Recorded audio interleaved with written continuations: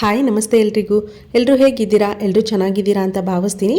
ನಾನಿವತ್ತು ಜೋಳದ ಹಿಟ್ಟನ್ನು ಮನೇಲೇ ನಾವು ಜೋಳ ಎಲ್ಲ ತಂದುಕೊಂಡು ಜಿನ್ನಿಗೆ ಹಾಕಿಸಿ ಹಿಟ್ಟು ಹೇಗೆ ರೆಡಿ ಮಾಡ್ಕೊಳ್ಳೋದು ಅಂತ ಹೇಳಿ ತೋರಿಸ್ತಾ ಇದ್ದೀನಿ. ವೆಲ್ಕಮ್ ಟು ಮೈ ಚಾನಲ್ ದಕ್ಷಸ್ ಕಿಚನ್ಗೆ ಎಲ್ರಿಗೂ ಸ್ವಾಗತ. ವಿಡಿಯೋನ ಸ್ಕಿಪ್ ಮಾಡದೆ ಕೊನೆವರೆಗೂ ನೋಡಿ, ಹಾಗೆ ನನ್ನ ಚಾನಲನ್ನು ಸಬ್ಸ್ಕ್ರೈಬ್ ಮಾಡದೇ ಇರೋರು ಸಬ್ಸ್ಕ್ರೈಬ್ ಮಾಡಿಕೊಂಡು ನೋಡಿ. ನಾನಿಲ್ಲಿ 2 kg ಜೋಳನ ತೊಗೊಂಡು ಬಂದಿದ್ದೆ. ಚೆನ್ನಾಗಿ ತೊಳೆದು ಬಿಸಿಲಲ್ಲಿ ಒಣಗಿಸಿದ್ದೆ. ಹಾಗೆ ನಾನಿಲ್ಲಿ ಸೊಸೈಟಿ ಅಕ್ಕಿನೂ ಸಹ ತೊಳೆದಿಟ್ಕೊಂಡಿದ್ದೆ. ಅದನ್ನು ನಾನು 2 kg ಜೋಳಕ್ಕೆ ಎರಡು ಲೋಟ ದೊಡ್ಡ ಲೋಟದಲ್ಲಿ ಅಕ್ಕಿನ ಸೇರಿಸ್ತಾ ಇದ್ದೀನಿ. ಹಾಗೆ ಇಲ್ಲಿ ನೋಡಿ ಮೆಂತ್ಯ ಕಾಳು ಸಣ್ಣ ಲೋಟದಲ್ಲಿ ಅರ್ಧ ಲೋಟ ಮೆಂತ್ಯ ಕಾಳು ಸೇರಿಸ್ತಾ ಇದ್ದೀನಿ. ಹಾಗೆ ಉದ್ದಿನ ಕಾಳು ಅದು 1 ಗ್ಲಾಸು. ಉದ್ದಿನ ಕಾಳು ಹಾಕೋದ್ರಿಂದ ಈ ಹಿಟ್ಟು ಜಿಗಿ ಬರುತ್ತೆ, ರೊಟ್ಟಿ ಮಾಡಲಿಕ್ಕೂ ಸಹ ಚೆನ್ನಾಗಿರುತ್ತೆ. ಹಾಗೆ ನಾನಿಲ್ಲಿ ಸೋಯಾ ಕಾಳನ್ನು ಸಹ ಸೇರಿಸ್ತಾ ಇದ್ದೀನಿ. ತುಂಬಾ ಚೆನ್ನಾಗಿ ಬರುತ್ತೆ ರೊಟ್ಟಿ ಮುದ್ದೆ ಎಲ್ಲ. ನೋಡಿ ಸೋಯಾ ಕಾಳು 1/4 ಲೋಟದಷ್ಟು ಹಾಕ್ಕೊಂಡಿದ್ದೀನಿ. ಇವೆಲ್ಲವನ್ನು ಚೆನ್ನಾಗಿ ಮಿಕ್ಸ್ ಮಾಡ್ತಾಯಿದ್ದೀನಿ. ನಾನು ಇದೇ ಹಿಟ್ಟಲ್ಲಿ ರೊಟ್ಟಿ ಹಾಗೆ ಮುದ್ದೆ ಎರಡನ್ನೂ ಮಾಡ್ತೀನಿ.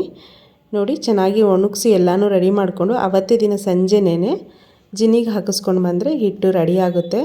ಈಗ ತೊಳೆದಿರ್ತೀವಲ್ಲ ಹಿಟ್ಟು ಎಷ್ಟು ಬಿಳಿಯಾಗಿ ಚೆನ್ನಾಗಿರುತ್ತೆ ನೋಡಿ. ನಾನು ಹಿಟ್ಟು ಜರಡಿ ಇಟ್ಕೊಂಡು ನಾನು ಇದರಲ್ಲೇ ರೊಟ್ಟಿ ಮಾಡೋದು ತೋರಿಸ್ತಾ ಇದ್ದೀನಿ. ಮೊದಲಿಗೆ ನಾನಿಲ್ಲಿ ಸ್ವಲ್ಪ ಹಿಟ್ಟನ್ನು ಜರಡಿ ಇಟ್ಕೊಂಡು ಅದಕ್ಕೆ ಸ್ವಲ್ಪ ಉಪ್ಪು ಹಾಕಿ ಚೆನ್ನಾಗಿ ಮಿಕ್ಸ್ ಮಾಡ್ಕೊಳ್ತಾ ಇದ್ದೀನಿ. ನಾನಿಲ್ಲಿ ನೀರನ್ನ ಬಿಸಿ ಮಾಡಿ ಹಾಕ್ಕೊಳ್ತಾ ಇದ್ದೀನಿ. ನೀವು ಬೇಕಿದ್ದರೆ ಸರಿನೂ ಸಹ ಮಾಡಿಕೊಂಡು ರೊಟ್ಟಿನ ಮಾಡ್ಬೋದು. 2 ವಿಧಾನದಲ್ಲಿ ಮಾಡ್ತಾರೆ. ನಾನು ಒಂದೊಂದು ಸರಿ ಸರಿ ಮಾಡಿಕೊಂಡು ಮಾಡ್ತೀನಿ. ಹಾಗೆ ಒಂದೊಂದು ಸರಿ ಈ ರೀತಿ ಬಿಸಿ ಬಿಸಿ ನೀರನ್ನು ಸಹ ಹಾಕಿ ಹಿಟ್ಟನ್ನು ನಾದ್ಕೊಳ್ತೀನಿ. ಹಿಟ್ಟು ನಾವು ಎಷ್ಟು ಚೆನ್ನಾಗಿ ನಾದ್ಕೊಳ್ತೀವಲ್ಲ ಅಷ್ಟು ಚೆನ್ನಾಗಿ ರೊಟ್ಟಿ ಬರುತ್ತೆ. ಹಾಗಾಗಿ ನೋಡಿ ನಾನು ಈ ರೀತಿ ಬಿಸಿ ನೀರು ಹಾಕಿ ಒಂದು ಸ್ಪೂನಲ್ಲಿ ಚೆನ್ನಾಗಿ ಮಿಕ್ಸ್ ಮಾಡಿಕೊಂಡು ಆಮೇಲೆ ಸ್ವಲ್ಪ ತಣ್ಣಗಾದಮೇಲೆ ತಣ್ಣೀರನ್ನೇ ಸ್ವಲ್ಪ ಸ್ವಲ್ಪ ಹಾಕ್ಕೊಂಡು ಚೆನ್ನಾಗಿ ನಾದ್ಕೊಳ್ತಾ ಇದ್ದೀನಿ. ತುಂಬ ಗಟ್ಟಿಗೂ ಅಲ್ಲ ಹಾಗೆ ಮೆತ್ತಗೂ ಅಲ್ಲ ಅನ್ನೋ ರೀತಿ ನಾವು ಜೋಳದ ರೊಟ್ಟಿಗೆ ನಾವು ಹಿಟ್ಟನ್ನು ನಾದ್ಕೊಂಡ್ರೆ ರೊಟ್ಟಿ ಚೆನ್ನಾಗಿ ಬರುತ್ತೆ, ಸ್ವಲ್ಪನೂ ಕೇಳೋದಿಲ್ಲ. ಎಲ್ಲಾದರೂ ಒಂದೊಂದು ಸರಿ ನಾವು ಗಡಿಬಿಡಿಲಿದ್ದಾಗ ಅರ್ಜೆಂಟಲ್ಲಿ ಮಾಡುವಾಗ ಸ್ವಲ್ಪ ಕೀಳೋದು ಸಹಜ. ಅದೇ ರೀತಿ ನೋಡಿ ನಾನು ಒಂದೊಂದಾಗಿಯೇ ರೊಟ್ಟಿನ ಉಜ್ಕೊಂಡು ನಾನು ಹಾಗೆ ಸೈಡಲ್ಲಿ ಹಂಚಿಟ್ಕೊಂಡಿದ್ದೆ. ಹಾಗೆ ಒಂದೊಂದೇ ನಾನು ಬೇಯಿಸ್ಕೊಳ್ತಾನೆ ನಾನು ರೊಟ್ಟಿನ ಮಾಡ್ಕೊಳ್ತೀನಿ.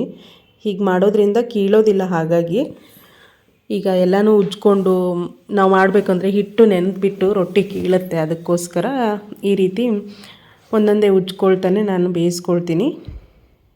ಈ ವಿಧಾನದಲ್ಲಿ ಒಂದು ಸರಿ ನೀವು ಜೋಳ ಎಲ್ಲ ಮನೆಯಲ್ಲೇ ತಂದು ನೀವು ಜೋಳದ ಹಿಟ್ಟನ್ನು ರೆಡಿ ಮಾಡಿಸ್ಕೊಂಡ್ರೆ ನಿಜವಾಗ್ಲೂ ತುಂಬಾ ಹೆಲ್ತಿಗೂ ಸಹ ಒಳ್ಳೆಯದು. ರೆಡಿ ಹಿಟ್ಟು ತೊಗೊಂಡು ಮಾಡೋದಕ್ಕಿಂತ ಈ ರೀತಿ ನಾವು ಮನೆಯಲ್ಲೇ ತಂದು ಎಲ್ಲನೂ ಚೆನ್ನಾಗಿ ವಾಶ್ ಮಾಡಿಬಿಟ್ಟು ನಾವೇ ಜಿನ್ನಿಗೆ ಹಾಕ್ಸ್ಕೊಂಡ್ರೆ ಹಿಟ್ಟು ಕೂಡ ಹಡವಾಗುತ್ತೆ. ಹಾಗೆ ಸ್ವಲ್ಪ ದಿನ ಬಾಳಿಕೆ ಬರುತ್ತೆ. 1-2 ತಿಂಗಳು ಬರುತ್ತೆ ನನಗೆ 2 kg ತೊಗೊಂಡ್ರೆ. ಒಂದು 4 kg ಎಲ್ಲ ತೊಗೊಂಡ್ರೆ ಒಂದು 3.5-4 ತಿಂಗಳು ತನಕ ಮಾಡ್ತೀನಿ. ವಾರದಲ್ಲಿ ಒಂದು ಸರಿ ರೊಟ್ಟಿ ಒಂದು ಸರಿ ಮುದ್ದೆ ಮಾಡ್ತೀನಿ. ನಾನು ರಾಗಿನೂ ಸಹ ಜಾಸ್ತಿ ಬಳಸೋದ್ರಿಂದ ಜೋಳದ ಹಿಟ್ಟು ಅಷ್ಟಾಗಿ ನಾನು ಬಳಸಲ್ಲ. ವಾರದಲ್ಲಿ 2 ಸರಿ, ಒಂದು ಸರಿ ರೊಟ್ಟಿ ಹಾಗೆ ಒಂದು ಸರಿ ಮುದ್ದೆನ ಮಾಡ್ತೀನಿ. ನೋಡಿ ಇದೇ ರೀತಿ ಎಲ್ಲ ರೊಟ್ಟಿನೂ ನಾನು ಮಾಡ್ಕೊಳ್ತೀನಿ. ರೊಟ್ಟಿ ತುಂಬಾ ಚೆನ್ನಾಗಾಗುತ್ತೆ. ವಿಡಿಯೋ ಇಷ್ಟ ಆದರೆ ನಿಮ್ಮ ಫ್ಯಾಮಿಲಿ ಹಾಗೆ ಫ್ರೆಂಡ್ಸ್ಗೆ ಶೇರ್ ಮಾಡಿ. ಎಲ್ರಿಗೂ ಧನ್ಯವಾದಗಳು.